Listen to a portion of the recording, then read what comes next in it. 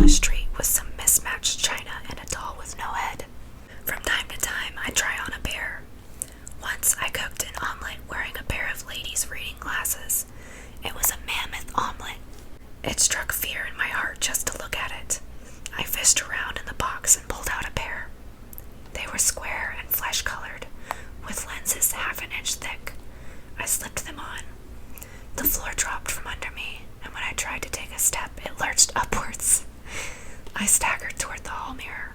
In an effort to gain some focus, I zoomed in, but miscalculated, and banged into the glass. The buzzer rang. When your pants are down around your ankles, that's when everyone arrives. "I'll be down in a minute," I shouted into the speaker.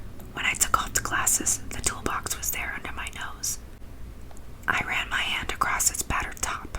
Then I grabbed my raincoat off the floor, smoothed down my hair in the mirror, and went out. Bruno's note was still taped to the door. I crumpled it into my pocket.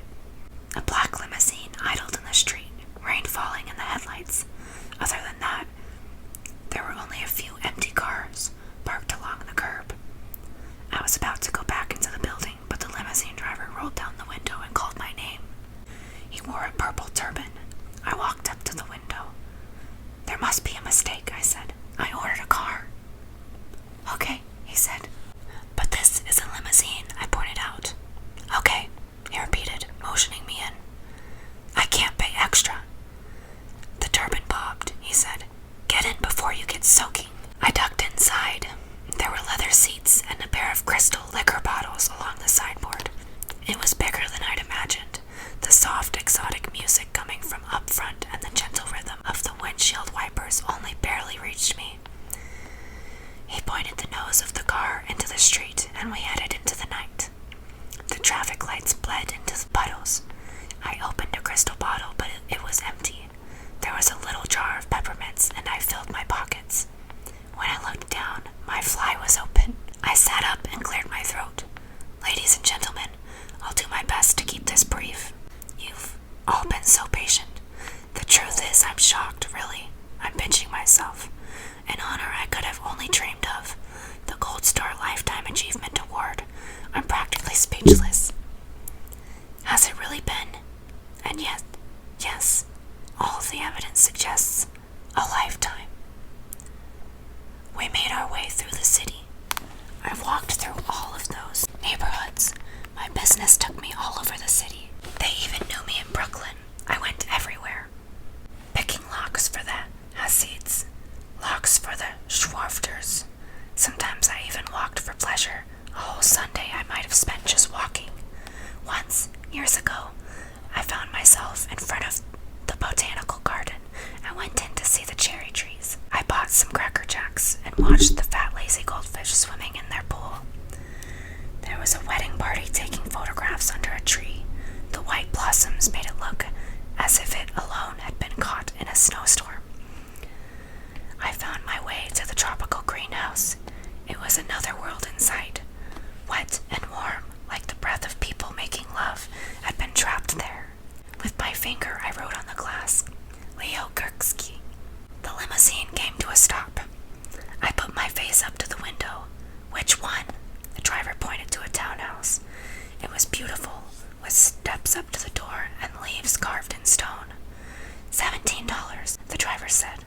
I felt in my pocket for my wallet. No, other pocket. Bruno's note. My underwear from earlier that day, but no wallet. Both pockets of the coat. No. I must have left it home in the rush. Then I remembered my fee from the art class. I dug past the peppermints, the note, the underwear, and came up with it. "Sorry," I said. "How embarrassing. All I have on me is 15. I admit I was reluctant to part with the bills. Hard-earned wasn't the word for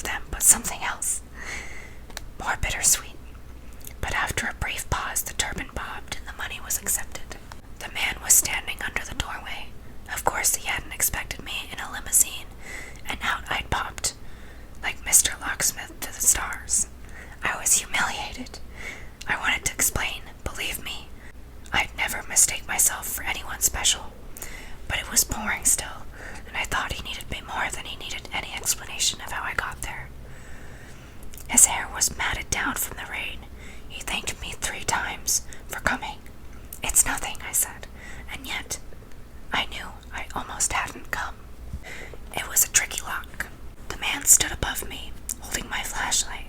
The rain was dripping down the back of my neck. I felt how much depended on my unlocking that lock.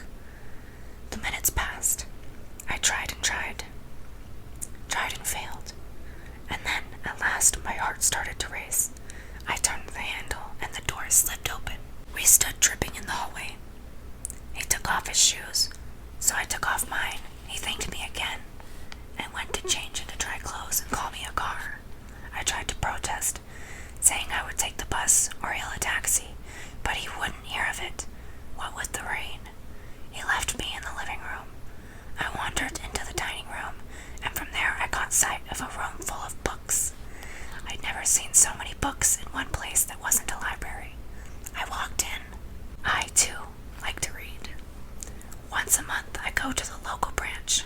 For myself, I pick a novel, and for Bruno, with his cataracts, a book on tape. At first, he was doubtful. What am I supposed to do with this, he asked, looking at the box set of Anna Karenina, like I'd handed him an enema. And yet, a day or two later, I was going about my business when a voice from above bellowed, "All happy families resemble one another," nearly giving me a conniption. After that, he listened to whatever I brought him at top volume, then returned it to me without comment.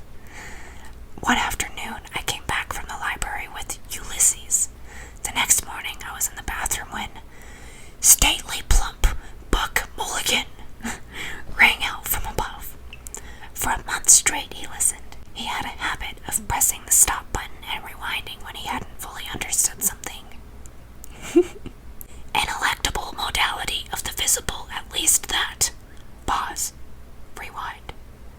An electable modality of the. Pause. Rewind. An electable modality. Pause. Inelect. When the due date approached, he wanted it renewed. By then, I'd had it with his stopping and starting. So I went to the Wiz and got him a Sony Sportsman, and now he slips it around, clipped into his belt.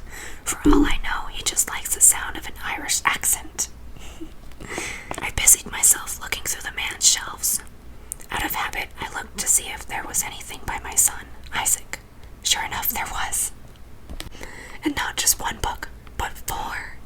I ran my finger along their spines. I stopped on glass houses and took it off the shelf. A beautiful book. Stories. I've read them, I don't know how many times. There's one, the title story. It's my favorite, not that I don't love them all, but this one stands out. This one stands alone. Not alone, but apart. It's short, but every time I read it, I cry. It's about an angel who lives in Ludlow Street, not far from me, just across Delanky. He's lived there for so long he can't remember why God put him on earth. Every night the angel talks aloud to God, and every day he waits for some words from him. To pass the time, he walks through the city. In the beginning, he's in the habit of marveling at everything. He starts a collection of pebbles, teaches himself difficult math, and yet, with each day that passes, he's blinded a little less by the beauty of the world. At night, the angel lies awake listening to the footsteps of the widow who lives above him, and every morning on the stairs he passes the old man, Mr. Grossmark, who spends his days dragging himself upstairs and down, muttering, "Who's there?" So far as he can tell, that's all he ever says. Except for once when, out of nowhere, he turned to the angel as he passed on the stairs and said, "Who am I?" Which so startled the angel, who never speaks and is never spoken to, that he said nothing, not even, "You're Grossmark, the human being." The more sadness he sees, the more his heart begins to turn against God. He starts to roam the streets at night, stopping for anyone who looks like they need an ear. The things he hears, it's too much. He can't understand it. When he asks God why he's made him so useless, the angel's voice cracks, trying to hold back angry tears. Eventually, he stops talking to God altogether. One night, he meets a man under a bridge. They share the vodka the man has in a brown bag. And because the angel is drunk and lonely and angry with God, and because, without his even knowing it, he feels the urge, familiar among humans, to confide in someone,